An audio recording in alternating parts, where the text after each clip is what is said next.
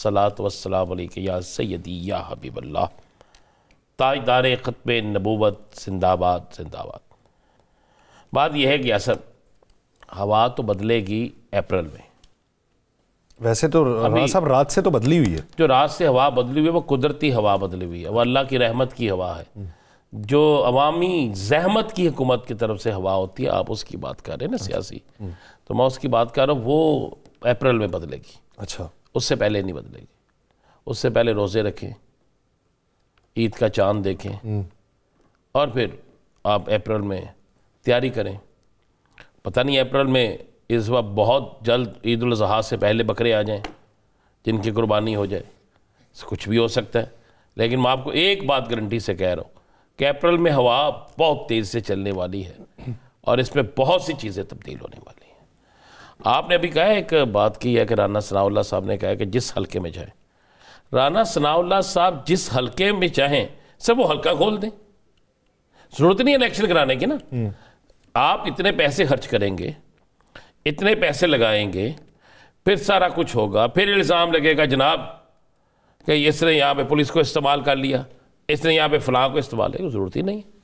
آپ اس طرح کریں، کوئی 4 حلقے مثال کے طور پہ جن پہ آپ کے اپنے ریحانہ ڈار کا حلقہ کھول نہیں سر، وہ کیوں جن پہ اپنے لوگ ان کے اعتراض کر رہے ہیں؟ غلطیں سن لو حضور کی بلا۔ نہیں سر، نہیں آپ پتہ نہیں کیوں نہیں اینک پڑی ہوئی ہے، آپ نے پہنی ہوئی ہے، میں نے رکھی ہوئی ہے، فرق اتنا سا ہے نا۔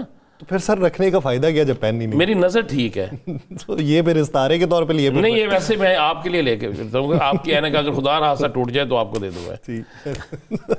یاسر صاحب بات یہ ہے، ریحانہ ڈار کا حلقہ کھول لیں، کھولنے کی بھی ضرورت نہیں ہے، فارم 45 ہے، رانا صاحب اس سے اکٹھا کریں اور دوسرے سے فارم 45 لیں۔ سدھی نہ ہی کرا رہے ہوتے۔ نہیں میں کہہ رہا ہوں، میں ایک لمبے چکر سے کیوں ہم پڑے نا، لمبے چکر میں جانے کی ضرورت نہیں ہے، بالکل ضرورت نہیں ہے، لمبے چورے چکر میں جانے کی ضرورت نہیں ہے۔ دوسرا حلقہ آپ کھول لیں ڈاکٹر یاسمین راشد والا، ٹھیک ہے۔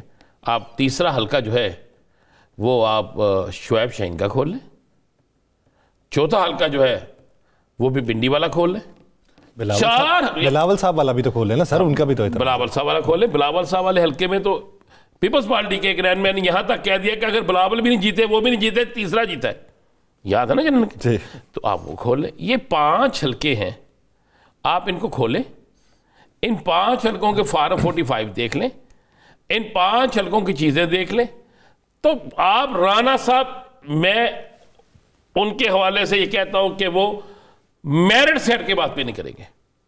میں کہتا ہوں، میں رانا ثناء اللہ صاحب کو جانتا ہوں، جب وہ میرٹ پہ بات کرتے ہیں، بالکل میرٹ پہ رانا صاحب میرٹ پہ وہ سارے کاغذ دیکھ کے فیصلہ کرتے، دودھ کا دودھ پانی کا پانی، پی ٹی آئی کو بھی سکون ہو جائے گا، مسلم لیگ نون کو بھی سکون ہو جائے گا، کسی ایک کو تو سکون ہوگا اور کسی کا سکون اٹھ جائے گا اور کسی کو سکون مل جائے گا۔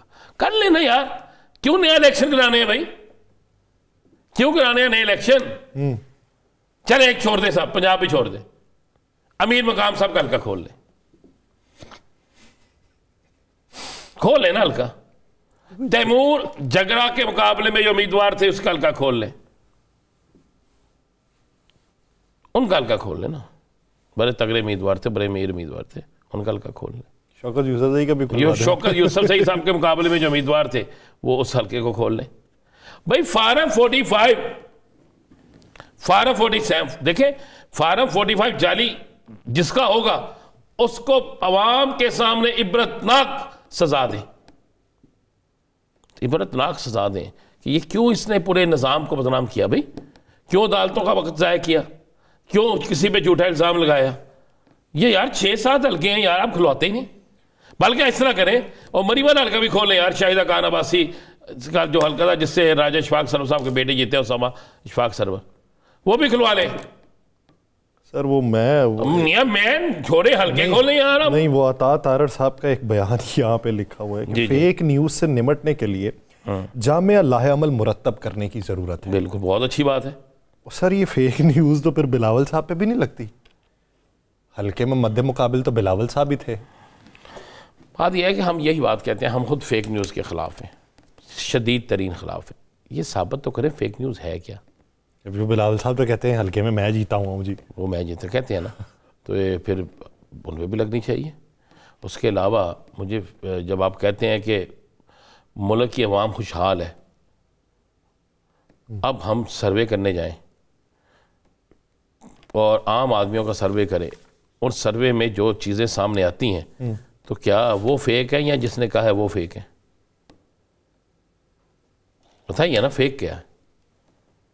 یہاں پہ تو عوامی رائے ہی فیک کرا. مجھے انہی تارڑ صاحب نے کہا تھا پی ٹی آئی پر پابندی لگانے جا رہے ہیں، پریس کانفرنس کی، تمام ٹی وی چینل نے کٹ کیا، آرٹیکل 6 کی بھی باتیں ہوئی تھی، آرٹیکل 6 سارا کچھ کیا. سال ہونے کو آ گیا قریب، تقریباً ہو گیا. ہوا نہیں تو پھر کس پہ لگنا چاہیے؟ اگر وہ فیک نہیں تھی، درست تھی خبر، تو پھر خبر کو وقت پہ آنا چاہیے تھا.